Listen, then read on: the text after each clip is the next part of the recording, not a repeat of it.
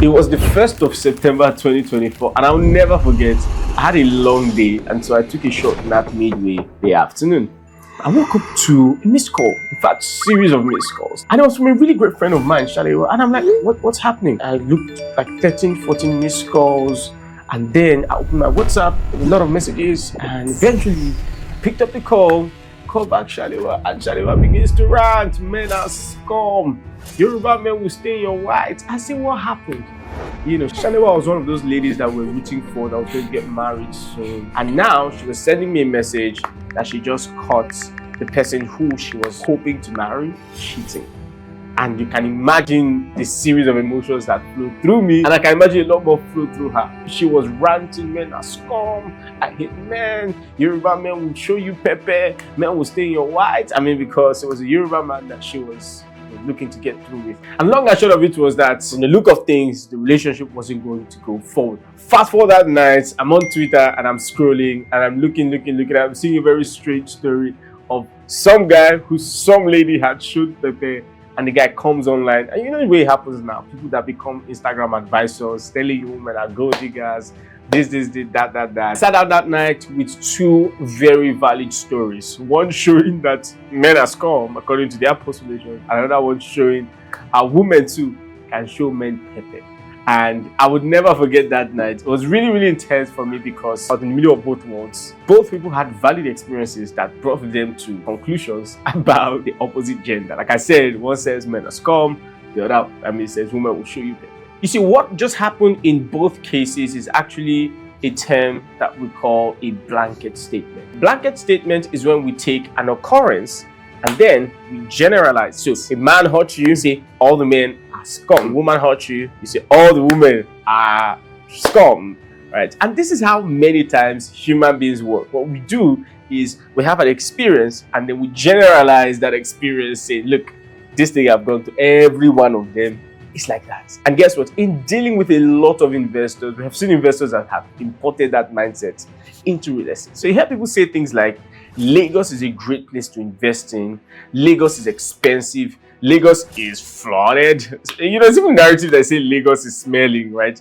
Or they'll say Lagos, Abuja, Port Harcourt, those are main cities. If you are not investing in those cities, you cannot get fast ROI anywhere. That too is a blanket statement. And about to, in the next few minutes, probably puncture your philosophy about a couple of states that we've been talking about. So if you haven't already done so, subscribe to this channel, like in advance, because what I'm going to say is going to make sense, and let's go on the ride together. So, first of all, as an investor who wants to invest in real estate, you've most likely heard one of the most popular statements in real estate lingua. You've heard people say things like, what you want to invest, the most important thing to consider is location. Location can be the difference between 100 million and a billion in the next 5 years. It can be the difference between 1 billion and 10 billion in the next 5 years. But I probably want to put it to you that your view of location is probably maybe not incorrect, but perhaps it's incorrect. And I'll illustrate this with a story. One day I had to go to Ogun for some engagement, Ogun State in Nigeria. And I remember, I got there with somebody and we got to the venue where we were to do the engagement. We had the engagement for a whole day and it was time to retire to rest. Just inquisitive, being someone in real estate, I asked, oh, where are we staying? He said, oh, we're staying in this really nice 3-bedroom Shortlet. So he drove us and took us to the Shortlet. I mean, just curious, we're just having conversations. We're like, what's the cost for this Shortlet? And when he told me the cost, I was surprised because it was the same cost to get a Shortlet in Ikeja, GRA. I was extremely surprised. And then he further went on to explain that, look, this Shortlet is always booked, that he had to book it 3 months in advance so that we could get the place to stay. And then I just okayed him and I went to the room to rest. And I was thinking, because I know what agents go through to even get maybe as much as 60% occupancy in a month. But to see a Shortlet that they had to book 3 months in advance, or else they weren't going to find a spot for us, got me really thinking. And I began to rack my head around this, which is one of the things that I began to realize. You see, just the same way somebody has a bad experience and then generalizes it, somebody has a good experience, generalizes, it's the same way. Listen, we generalize an area many times when it comes to investing. So if I tell you, for example, now to invest in Osun State, you say, me invest in Osun State? God forbid. But I want to only invest in Lagos, I want to invest in Abuja, I want to invest in those poppy states. But that guy is quietly, most likely had a lower cost because the land cost there is way lower. I mean, material may be the same, but guess what? Lower cost of running, lower cost of staff, lower cost of living, lower cost of maintenance. He's charging the same, so therefore his profit margins are higher. And so I began to work on something since then, and I realized that, listen, in every single state, there are what we call pockets of wealth if you check very well. I'll give you an example. Right? If you go to a state like Anambra, I was at Anambra a couple of months ago, you may hear land maybe cheap in a couple of places, but there are certain regions where high-class people stay, like Oka GRA. Really, really high-class region. If you go to a state like Ibadan, right? You can think Ibadan is city of brown roofs. There are places where their rent is higher than some places in Lagos. So I tell people, look, if you're going to play in a very strategic way in real estate, one of the strategies that you can deploy is very simple. Find the expensive regions, the expensive neighborhoods in a cheap state, and use those regions to command the same amount of income and inflow that you would have commanded in an expensive state. That way, your profit margin may be higher. I mean, it will depend many things.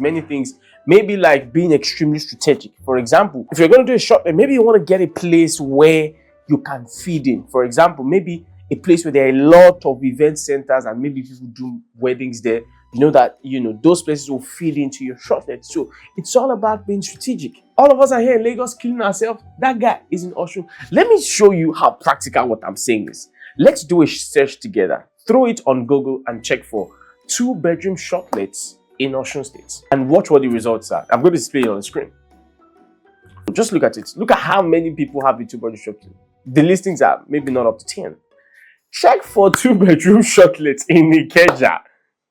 See how many of you are fighting for demand here. I said all that to let you see and to let you realize you are leaving a lot of money on the table if your real estate investment strategy only stays in the main recognized regions. There is a lot of money to be made in the places that people are not paying attention to.